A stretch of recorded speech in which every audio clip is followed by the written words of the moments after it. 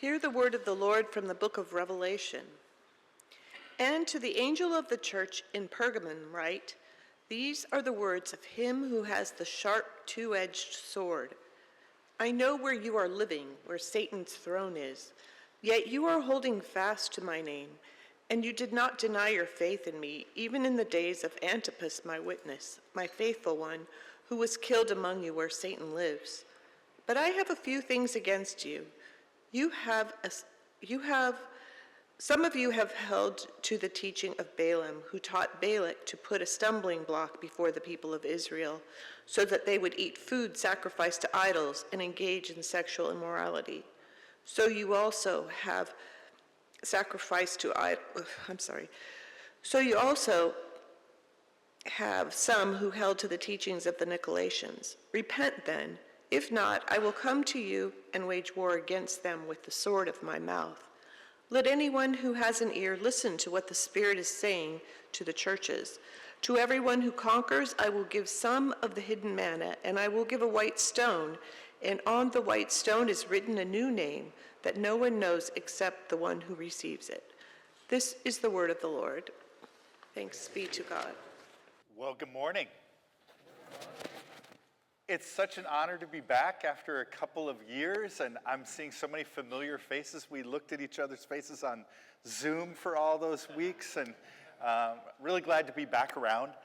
Al and I got together, just at the beginning of the summer, and he asked me, hey, I found out you have a relationship with our congregation. It's been a couple years.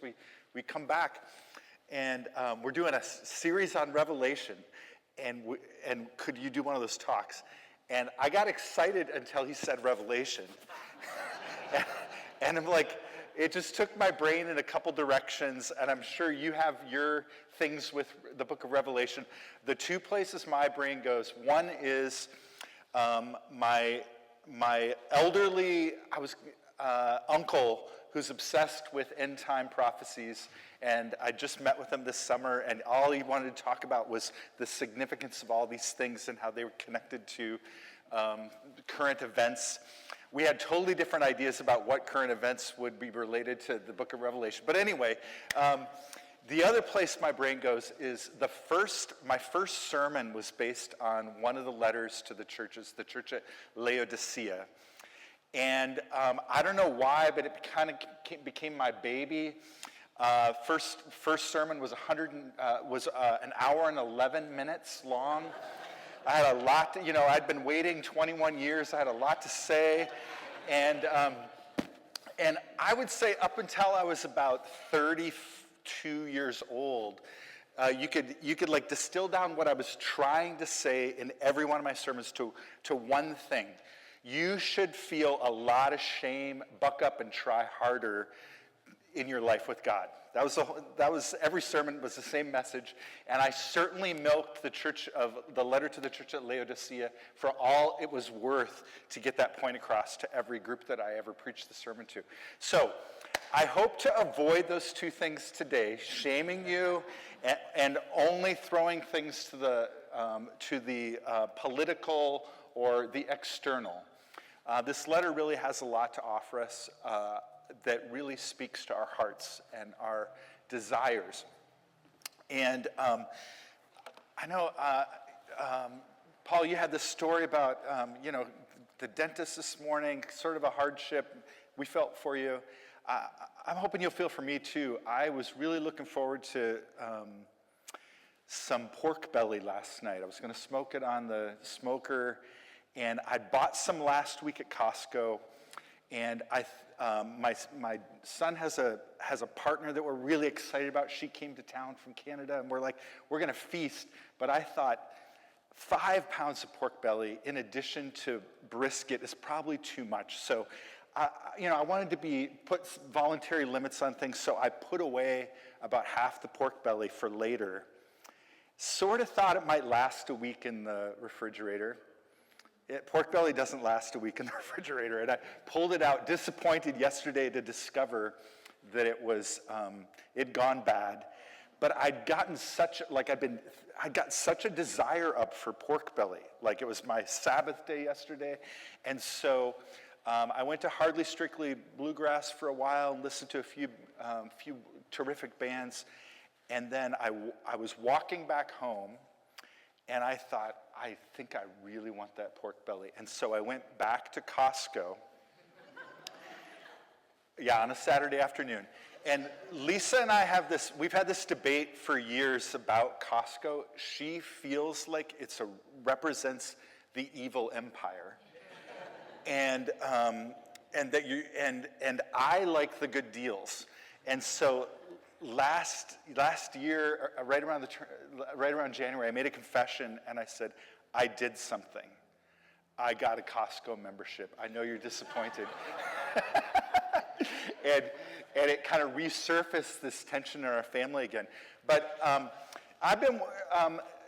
started to feel something reflecting back to this letter we're going to look at while I was walking through Costco, because it's going to address idolatry and greed and sexual immorality, and those things are a lot harder to see in our own culture than they are in someone else's culture.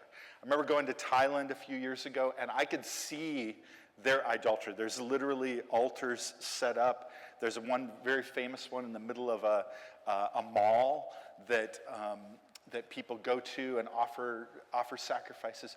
A lot harder to see ours, right? But I became mindful of it because I was wearing sandals that I don't usually wear. I had to walk an extra couple of miles. I got blisters on my feet.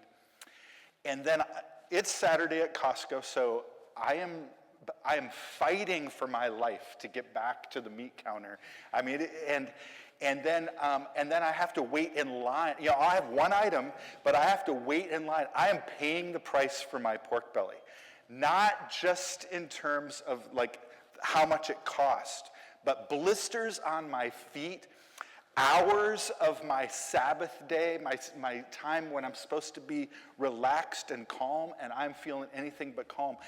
I'm using this as an example of the subtlety of disordered attachment. Like, I got my mind set on something. I will be satisfied if I get my pork belly, and I am willing to get blisters on my feet, get all stressed, have to have these terrible interactions with other people also fighting for their good deals in order to get that thing. Is it really worth it? Is this really what my soul needs? Does that make sense? You feel me on this? All right, so let's get into it a little bit. I'm calling the talk Being Conscious of How Our Desires Are Shaping Us. Incidentally, I really hope this doesn't go an hour and 10 minutes like my first Revelation sermon. I'm going to try really hard. This is a letter to the angel of the church in Pergamum, which this never quite connected with me before, but this is not a letter to the church at Pergamum, it's a letter to the angel at the church of Pergamum, which suggests something to us, that there are realities beyond our material world that have some kind of relationship with our embodied reality. Scripture acknowledges this. We can maybe sometimes make too much of it and say, well, it was the demons or Satan that made me do it. I'm not responsible. But I think there's an appropriate acknowledgement of unseen forces, of symbolic representations. Paul certainly acknowledges in some of his letters where he said, our struggle's not against flesh and blood, but against principalities and powers. It's amazing how there are reigning ideas that can shape us. Ideals that we have, longings that we have, promises that we hope a person, place, or thing will provide to us. And so certain places tend to represent those reigning kind of ideals or things that can drive human behavior. And so I want us to be aware of that. And I know it's in a scientific age, we don't always acknowledge these things, but I would say both religious and secular literature throughout all time have sort of acknowledged that there are these reigning ideas that sort of distort or invite us to give our allegiance to them. And so this is being acknowledged in this letter. So the letter goes on to say, these are the words of him who has the sharp, double-edged sword. So immediately my mind's clicking over to other places where Scripture uses this analogy of a double-edged sword. One that obviously comes to mind is Hebrews, where it says the word of God is like a double-edged sword. What it's getting at here is it's setting us up for an expectation to this letter being not just about external things, but things connected deeply to our attitudes and thoughts and the things that drive us from inside. One of the things that things we wrestle with as human beings is that we often tend to focus on the external things, what I can see someone else do, or what someone else can see that I do. Maybe our gross sins function at this level. Oop, I did a bad thing and you saw me do it. Underneath the external is the internal. Why I did what I did, what drew me to that thing. And if we don't address our lives and one another on that level, we'll never get the healing or freedom that we long for. I'm working now part-time as a spiritual director and a coach. It takes up quite a bit of my time, about 20 hours of my time each week. I'm walking with somebody right now who has a lot of shame about some choices they made earlier in their life. Embarrassing things that they wish that no one else would know about them. And I invited her to write her story out. And I said, can you try and get some compassion for that young person that made those choices? Because God's concerned not just with what you did, that you did a bad thing, but what were the aches and longings and wounds behind that. And it seems like she'd never really faced that part of it. She felt bad about what she'd done. But I said, listen, I'm hearing a story about a young woman who experienced neglect in her family, some physical challenges that made her feel different, and it led to cutting, early alcohol or substance use, sexual experiences, self-destructive behavior. But underneath those things was a longing. And you were set up to have some desperate things that you long to have, feel security and connection about.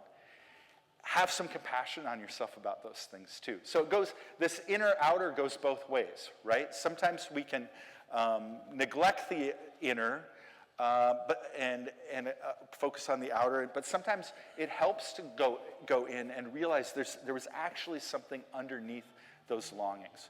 So hopefully today it's going to feel a bit like group spiritual direction, where we invite these words of Jesus to speak to our hearts and lovingly invite us into life-giving ways.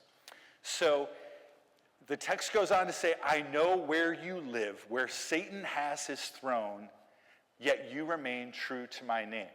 So I did a bit of research on this.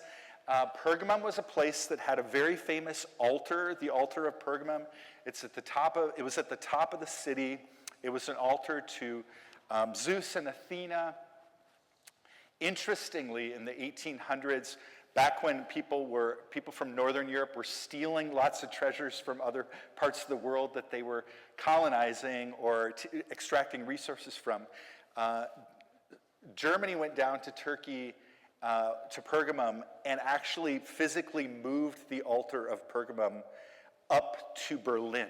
So if you've ever been to Berlin, Museum Island in Berlin, the Pergamum altar is actually in Berlin. I don't think it's necessarily just a coincidence that it was installed and open to the public in 1930 as Hitler was rising to power. Fascinating, right? You can make what you want of that. So the altar I wanted to show you original pictures, but they're not as clear as these other images I found of Zeus and Athena. But Zeus, as you may know, is a ruler of the sky. He represents supreme authority, order, justice, and a bit of rage and masculine energy. He's powerful. And so I believe that in this text, we could easily make the connection that Zeus represents our desire for power and control. Athena represents wisdom, warfare, justice, strategy, insight. She's the daughter of Zeus. He ate his wife, some of you remember, and she ripped herself out of his head. And sort of the idea is he's the rage power, she's the thinking, logic, wisdom power. And so you need the two to really dominate and rule. And I think this represents our desire for safety and security and a lot of dependence on logic and thought. So this was a place, Pergamum, that represented by its objects and symbols certain values, beliefs, attitudes, and ideals. So this got me thinking about the place where you and I live. So I'd love to hear, when you think about San Francisco, or when you talk to people who don't live here, when they think about San Francisco, what are the values, beliefs, attitudes, and ideals that people tend to associate with our city? Would you be willing to just throw some things out to me? One more time? Anything goes. It's a place of freedom from the conventional rules, right? Yeah. Tolerance. And that goes back to some of our roots, right? You had people coming for the gold rush from all over the world. They didn't speak the same languages, eat the same foods. So you had to kind of let people be as they are, your neighbor who doesn't speak your same language or have your same religion. Yep, what else? Innovation. It's a creative space. Some of that might be that, it's the end of America and a long ways from Washington, D.C., a long ways from the 13 colonies. Anything else? Extreme wealth. Yep. Really, what put this place on the map, post-original people, was the promise of that silver and gold up in the Sierras. And so people were drawn here with the hope or promise of extreme wealth. Anything else?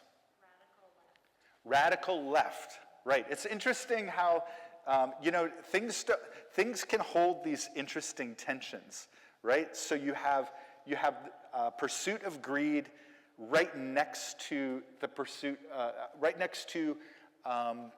tolerance, compassion, etc. And there's some interesting contradictions that we have and that places have at the same time. Anything else? Inclusiveness? Yep. Last call. Anything else you want to mention? So think about this for a second. You probably encountered this. You had ideas, if you didn't grow up here, you had ideas when you moved here based on the story you heard about this place, right? And I remember looking for it when I was looking around. I would see things and go, oh, that's what San Franciscans must be like. And then it took me a while to get over those stereotypes and realize, like, just because this place represents those things doesn't mean all my neighbors and coworkers and friends are participating in everything that the city represents, right? The other thing I noticed was that people would visit San Francisco, and because they had this symbol structure in their head about it, they thought, well, this is a place where you can get away with anything you want. And most of the people that I see acting in ways that aren't about community, at least in my neighborhood around my house, don't live in the neighborhood. I caught some kids tagging as they were walking down the street the other day, and I wanted to see if they actually lived in the neighborhood, because I was pretty sure that they'd taken a BART train from somewhere else. And they weren't very good at tagging. They were doing it right in the middle of the day. They could see me right there, and I thought, you don't live here. But they had this sense that this is a place where I could do something like this, right? So there's some kind of relationship between symbol structure and values or things that drive us inside. Question I have is, do they have to be literal and accurate to have power over people's imaginations? And the answer is no. Those ideas can have power in themselves, right? Just to be fair, when I do the same thing about other places. When I go to a place like Paris, I think I've got to eat a baguette and sit down by the river and have this quintessential Parisian experience that really isn't what normal Parisians do, right? But it represents something to me, right? So Carl Jung was a person who was fascinated by these symbol structures and how they shape us, and almost there's like this collective unconscious where people and symbols represent fundamentals of human experience to us. So that gets me curious about what people and symbols, drive us. And so my first question to you, that's sort of a heart question, is what are the objects, places, or people that you're drawn toward? And how might they symbolize your desire and potential, real good desires, but also potential for disordered attachments? In a room like this, we don't all have the same things that are the symbol structures that drive us, but probably most of us have images, symbols, ideals that inform us and that connect with some kind of deep longing or insecurity that we have in our hearts. So the next phrase, and by the way, I got to say, in about 4 or 5 verses, this letter hits on a lot of things. And I have to resist trying to nerd out on every single one of them. But it basically goes, there's a cultural, there's like a location reference and some ancient historical things that are being named. Current, like within the last 50 years, historical events, allusions to the Hebrew story, all pulling together to get to the point of the letter. Next it says, you did not renounce your faith in me, not even in the days of Antipas, my faithful witness, who was put to death in your city, where Satan lives. So Saint Antipas was a person who was an evangelist, and in the city of Pergamum was inviting people to move from their idolatry around, the Pergamum altar to the real God. And it upset the local authorities enough that that he was martyred, and they did it in a really interesting way by putting him inside of a metal or a bronze bowl and cooking him to death. So he was an example of someone in that place of idolatry who was faithful and was calling people back to the truest source of the things that we long for. Here's the biblical picture. Nevertheless, I have a few things against you. There are some among you who hold the teaching of Balaam and who taught Balak to entice the Israelites to sin so that they ate food sacrificed to idols and committed sexual immorality. So now he's taking it down into a bit more practical terms here with a historical note that the people of Israel were led astray by sexual immorality and idolatry. And as you may be aware, those two things are often paired together and are given some importance in the biblical narrative. The specific event that's referencing is from Numbers 25, where the men were led astray into sexual relationships with the local women who led them into idolatry. And so there's a dynamic here of how the people that we long to be close to can sometimes pull away our affections into disordered attachments. It's something we have to be, in any social group you're in, you find out what do people really value, and am I participating? Would I be thought well of in this group? And there's a subtle temptation to want to build your sense of self around the things that are valued by others. Living in San Francisco all these years, I feel like I've had so many things like this. Like, I wonder if there's someone else who's really killing it in tech. Should I become a mogul like that? Should I be trying to disrupt something and make a lot of money? Or I see somebody who has this beautiful yoga body, and I think, is that the ideal I should be going after? Should I really eat clean and get a body like that? Is that where it's at? And then I'll go to an art gallery and I'll think, oh, creativity is where it's at. And I'm pulled in those different directions. Can anybody relate to me? Depending on where you're at, you feel pulled by what seems to be the ideals of that place. Or that people. So what is idolatry? It's the worship, love, devotion, and putting on an ultimate significance given to anything other than the true source of life, which is our Creator. You could say it's misplaced desire. To define this in somewhat psychological terms, it's the seeking of safety and security, power and control, or affection and esteem through objects, ideas, or a person that is not able to provide a reliable or ultimate fulfillment of that desire.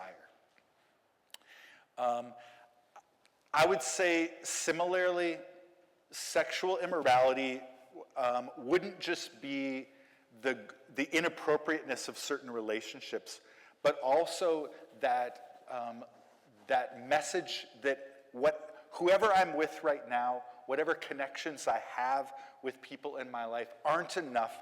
There is someone out there other than the people that I'm legitimately connected to that could provide me with that sense of affection and esteem that I long for. So by naming idolatry and sexual immorality together, it's like Jesus is really hitting at all the places of our vulnerability. Mammals have three sources of that they rely on for a sense of survival. We use our minds to anticipate the future, anticipate danger, and to seek safety and security.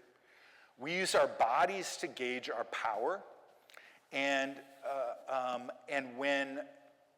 when we feel vulnerable about our power, it can lead to anger or rage. And we use our hearts or our sense of our connection to other people to gauge our affection and esteem. And when we don't feel like we're received or seen in a way that's acceptable, we feel shame and grief about that. And so these two things cover all three of those centers of intelligence, but also centers of vulnerability around our survival. So what do idolatry and sexual immorality have in common? They're attempts to meet real needs through sources that can't offer ultimate fulfillment, and in a way that causes harm to self or others. So if I seek if I put my sense of satisfaction into an object or a material thing, I may go after it in a way that will sacrifice, if I overdo it, will sacrifice other parts of life and may hurt other people. That's what we've seen, for instance, with greed and colonization happen around the world. That one value, and that is making a profit, is at the expense of every other value, right? Or a similar thing can happen in relationship where I will pursue this relationship even though it's not legitimate to the point where it hurts me or hurts other people. and could cause violence. So adultery and sexual immorality were critical issues in the early church. From the council in Acts 15, lots of Gentiles were coming to faith. What do we tell them? We have 613 mitzvahs. We've got a complicated cultural history. Are we going to make them follow all those things? And the council at Jerusalem just focused on a couple of things. And two of them were sexual immorality and adultery, which suggests their importance. The New Testament associates adultery and greed. So I know whenever I get to a passage in Scripture where it's about adultery, I go, well, I'm not a person and I don't live in a culture where we have these objects that we offer sacrifices to. So maybe I don't struggle with adultery, because of that. But if we connect it to greed, well, I can relate to that. Like that sense of there are things that I want more, bigger, or better of, and make my sense of well-being contingent on getting those desires fulfilled, right? The New Testament often mentions greed and adultery and sexual immorality together. So there's some really dynamic relationship there. And I'm going to venture this, something to chew on for the rest of the week is, it seems like the church tends to treat sexual sin and greed differently. I was with a group a few years ago that asked me to help them have a conversation about sexuality, which was a dangerous topic. Who do we welcome, who do we exclude based on our ideas about sexuality, our understandings of readings of Scripture on this? And as a thought exercise, I said to them, it's really interesting that you invited me into this question with you. You're a church in Silicon Valley. You did not ask me to come and talk to you about whether or not we need to exclude certain people because of greed in the church. Like, let's imagine if we did.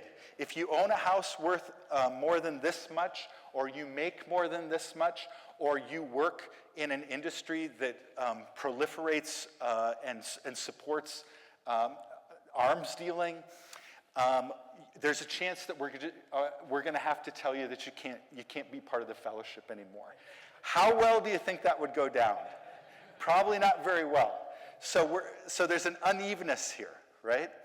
I've also got a curiosity about how there may be a tendency where some of us are more sensitive to feeling judgment or contempt towards one of these than the other.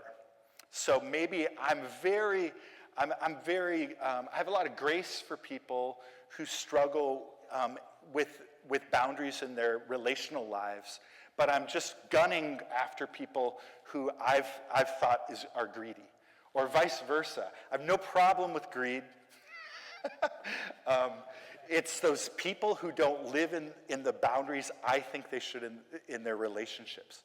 So there's the other way you can go is, I have judgment and contempt towards the people that I have the exact same vulnerabilities about.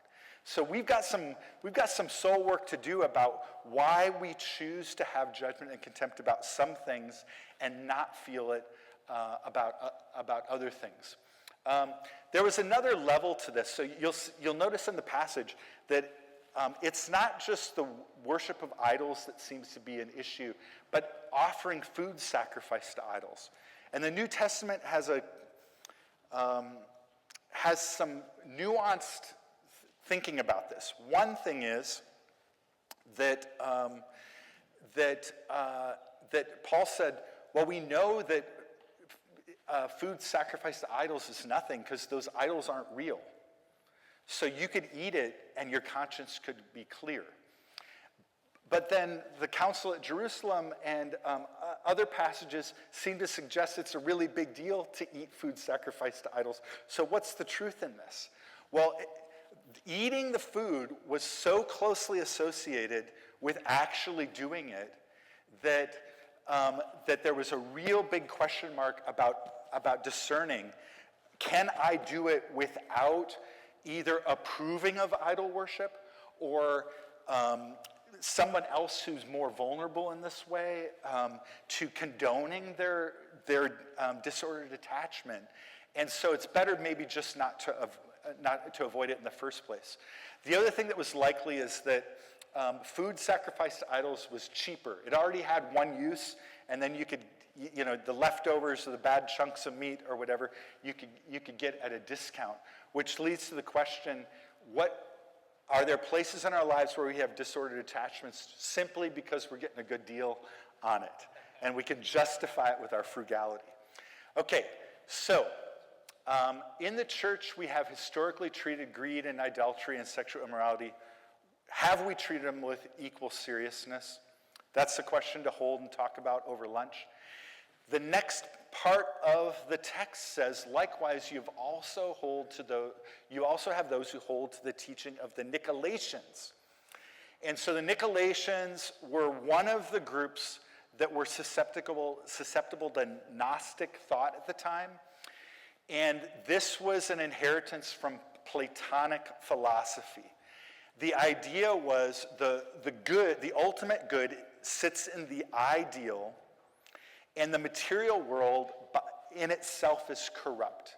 And so it creates this duality between spiritual and material. And there are two ways this can work. One is to to disregard the material world, to try and become disembodied beings. Some of the desert fathers tried to do this, like starving themselves, beating their bodies. In church history, there's been a denial of even married sex as being something to pursue. That anything that produces pleasure is bad, and so all the God stuff and the good stuff is in the spiritual and the devotional. All the rest of life are bad. Are you familiar with this mentality? I've certainly been affected by it. I don't even know if it was taught to me or if it came from myself, this duality. But that can cause problems. The other way you can go with Gnosticism is to say, since the God part of life is in the spiritual and immaterial, it doesn't matter what we do in the material world. So go ahead and be greedy and have inappropriate relationships. Do whatever you want, because the two worlds don't connect. So a question I have is, how do you tend to operate in a duality between the spiritual and the material? Either by denying your material needs and the realities of life, or fixating on them. I know when I think about this for myself, I've been working on this actually with my spiritual director, where I will, if I have to do some maintenance on my house, even wash the dishes, I go, there's something more important I should be doing. This isn't that important. And then I feel bad about attending to these things because I think that the real stuff, loving people, loving God, is in the immaterial, right? So I have to do it, but then I put a lot of shoulds and shame on the fact that I have to attend to these parts of life, right? The other way I think a lot of us go is we'll say the only thing that matters is God in the afterlife. But in behavior, someone else would look at us and go, it seems like all they care about is their material existence. So saying what's important, like we show what's important to us, not by what we say is important, but really by how we behave and where we put time and attention. So with all of this, we come to the punchline of the letter. Repent, therefore. Rethink your thinking. Dream it all up again. Your affections, your desires are leading you in directions that aren't helpful to you. Otherwise, I'll come to you and will fight against them with the sword of my mouth. I don't even want to get into what does this mean that Jesus is saying he's going to come and do battle with the angel. The angel's responsible for what people are doing. Something's going on there, but I think it's above my pay grade to try and figure out. But it's still the punchline. There's an invitation in this letter to us to do some discernment about our affections and desires. So I have a few questions for you and I about that. But let me just say this first. The tricky thing about sexual immorality and adultery is that our misplaced desires around those things may or may not be visible to others. And they can derail our spiritual vitality whether or not anyone else can see it. So I can be vulnerable to inappropriate attachments and affections without actually having an affair, let's say. If I'm discontent, preoccupied with my partner, always imagining how my life would be better if I was with someone else, or living in the theoretical of romanticizing an ideal relationship that is not my relationship, right?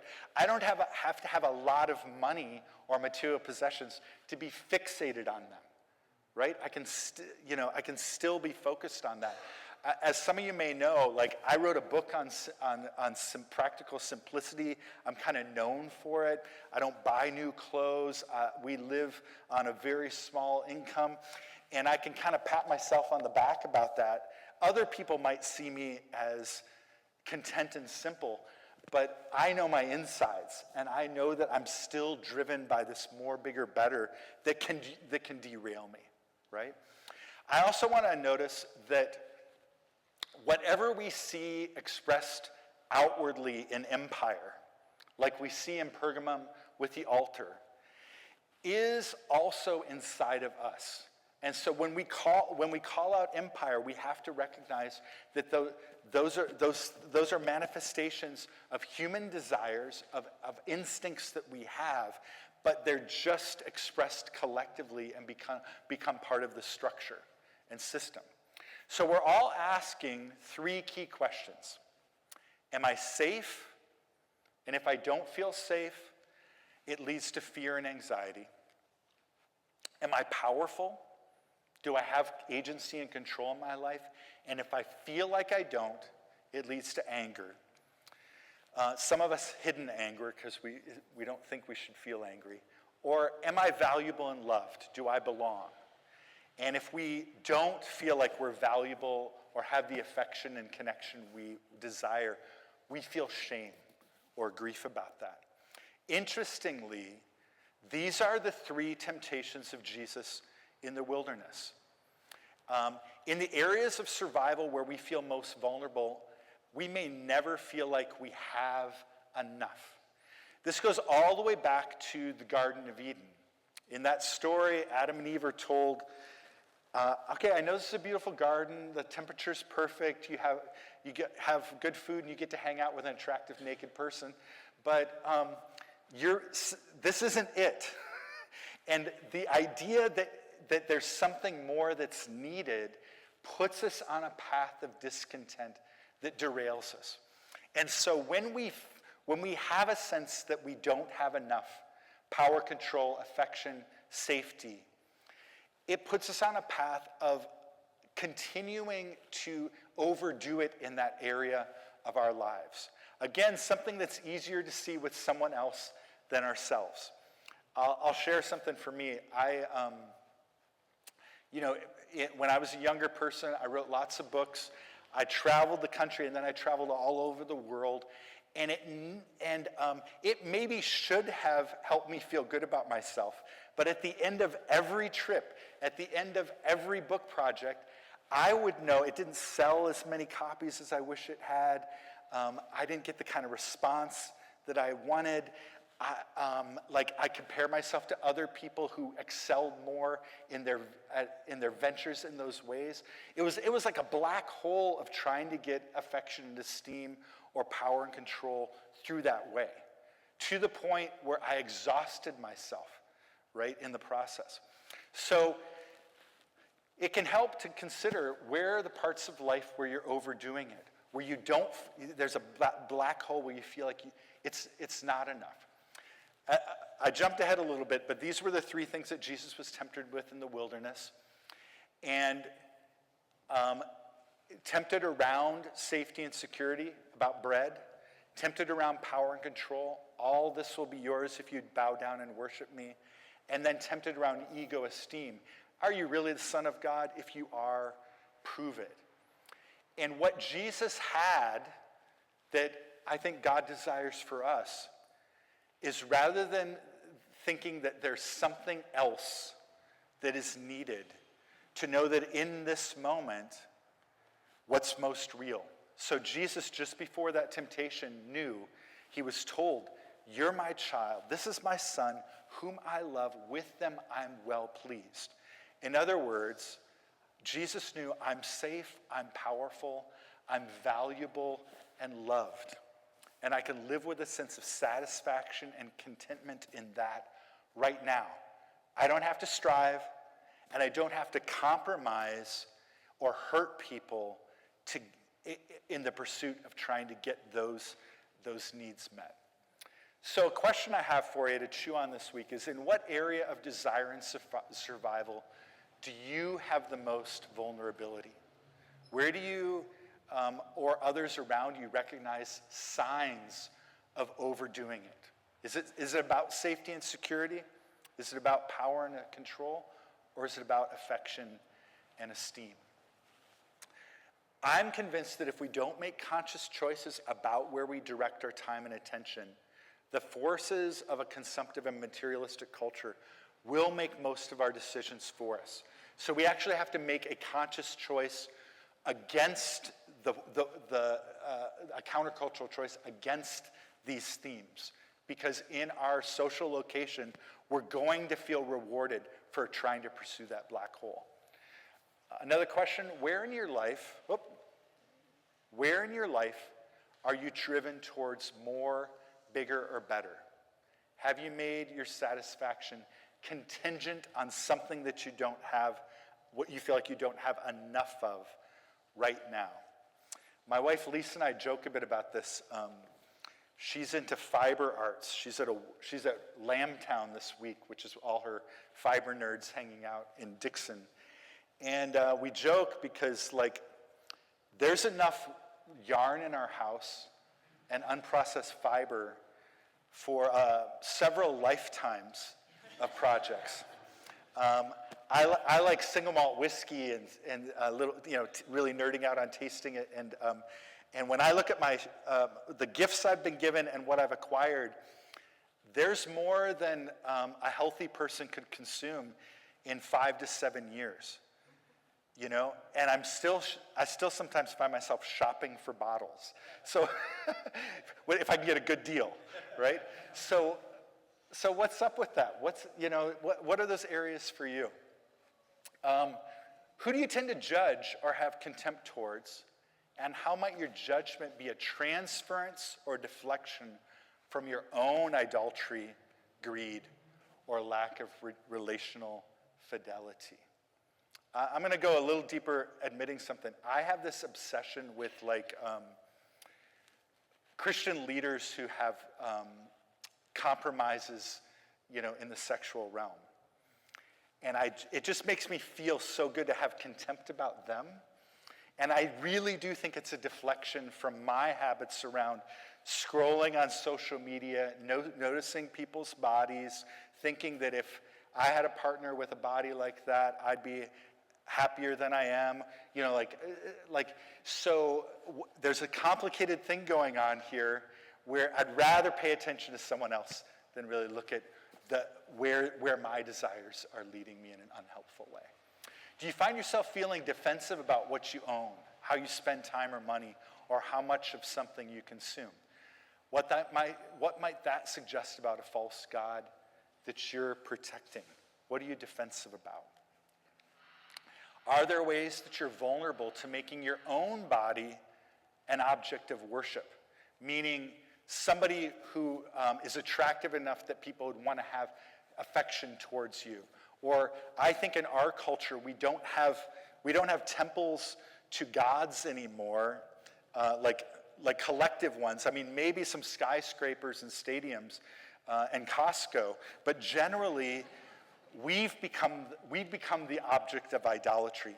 Our homes, our possessions, our bodies, and how we are. I'm walking with somebody right now who keeps getting injured when they work out, and how they look is really important to them. And they're always telling me, I just never have time to spend time with God. And I said, well, you have time for something, because you're getting up at 5 a.m. and doing a really aggressive workout before you go to work in the morning. And so some energy is going somewhere because of a longing you have that's, something. Maybe underneath this is saying, how I feel in my body and how I look will make me feel like I'm okay, right? So he's been exploring that. Do you have a right-sized life, or is your pace of life pulling you away from rest, presence, joy, and connection with God and those you love? We live in a time where so many of us say, I have too much to do. And we probably have too much to do because we have different expectations than God has, or that we're being driven along by some false hope that if we stay at work long enough, or earn enough, or put enough energy into certain relationships, that we're going to get back from it what we need to feel okay inside. And finally, I think it's worth asking, are you spending time and giving towards the needs of people in suffering and struggle? If not, where is your time, energy, and money going instead? We could be a really moral person, right? But if we don't have time for the least of these, then our affections are probably driving us towards something else. Oh, looks like I got too many questions. Mark, what is up with this? Okay, how are you participating in or passively benefiting from systemic greed, idolatry, and relational unfaithfulness? Is there a small or big step you feel invited to make to disentangle from empire, to live with more integrity? So because I've had a few weeks to prep this talk, I've been trying to sit with all these questions. And one of the areas that connected with me about this one was, wow, where does my attention go? I read the news and I get outraged by some things, and then I look at celebrities, and I don't know. It's like important events, and then lots of celebrity stuff. How am I trying to vicariously live through other people's lives? There are things I'm critical of, systems and structures, but I'm actually participating in them. If I'm involved in social media and on there, I'm part of the problem myself. And so I've been trying to discipline myself and see, what if I didn't go into stores that feed my lust for more? What if I didn't watch the news because of or at least watch it long enough till it gets down to celebrity gossip, because it feeds into my disordered attachments? Just develop a bit more sensitivity about that. Do my dollars go to these places that I'm critical of because of the way they're treating the planet and people? How could I live with more integrity in those things? So those are discernment questions. What could we do that would help protect us from our vulnerability to the idolatry that the people of Pergamum struggled with? One would be practice gratitude for how you are already experiencing safety, security, power, control, and affection, esteem. See the glass half full instead of half empty. Also believe you have enough, and embrace voluntary limits to consumption of whatever you tend to go to overdo. For some of us, that might mean putting an end to the workday. For others of us, it might be a cap to what we put in our bodies of certain foods or substances that we hope will give us the happiness we need. For some of us, it's going to be a cap on spending or possessing certain objects. A voluntary limit would be a check on these things. I don't know about you, but at least in my life, the things that I tend to try to get my satisfaction from, I tend to keep trying to get more of, to the point where I go, whoa, what's going on here? Enjoy what you have and the people that you're with, rather than cultivating a sense for the good stuff is over there or out there. What if it's already here? The people who are in your life, the things you already own, the experiences that you can have, and not strive after more. Finally, the text says, whoever has ears, let them hear what the Spirit says to the churches. And it ends with these promises. To the one who is victorious, I will give some of the hidden manna. Manna was that thing that basically every day, what was needed is what was provided.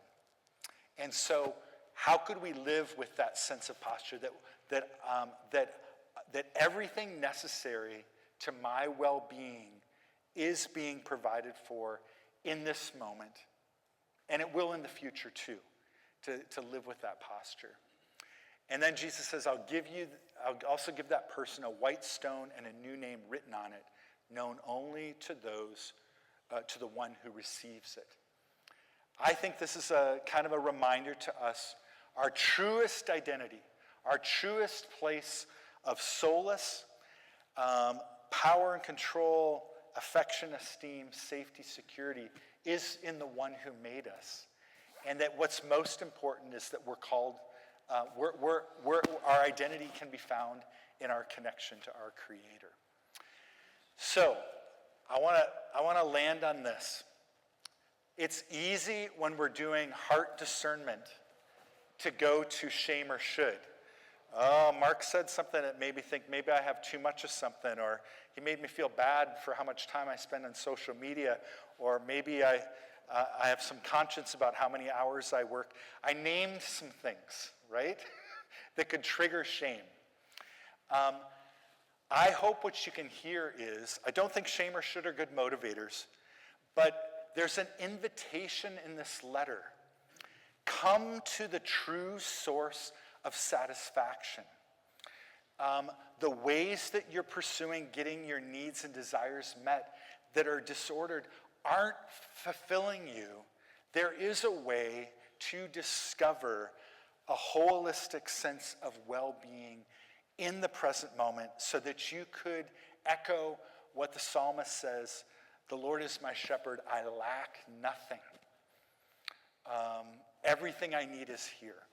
That's the invitation, is to come back to that place of true source and solace.